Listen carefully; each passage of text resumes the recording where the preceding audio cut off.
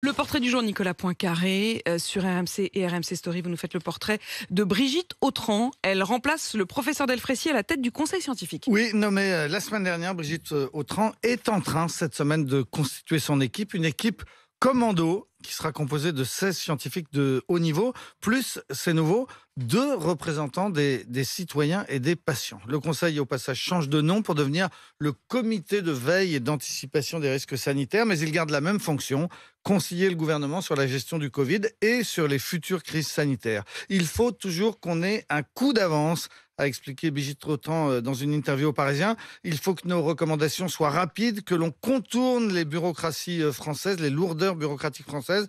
Il faut aussi, dit-elle, comprendre que la maladie est mondiale et donc surveiller ce qui se fait partout dans le monde. Il faut enfin, dit-elle, que l'on apprenne à vivre avec le Covid.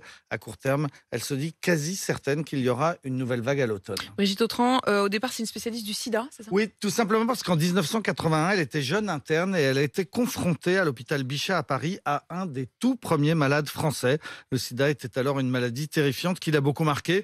Brigitte Autran est ensuite devenue professeure d'immunologie et en 1997, elle a publié le résultat de ses recherches sur les médicaments antirétroviraux. Elle a démontré qu'une combinaison de médicaments pouvait stopper le virus HIV. En clair, elle est une de celles qui ont inventé les trithérapies et qui ont sauvé des millions de vies. Depuis le début de la crise, elle a été assez discrète, mais pas inactive. Elle a travaillé avec le professeur Alain Fischer sur la stratégie vaccinale. Elle milite et elle milite toujours pour une vaccination la plus large possible, mais elle veut aussi que l'on prescrive plus de traitements disponibles.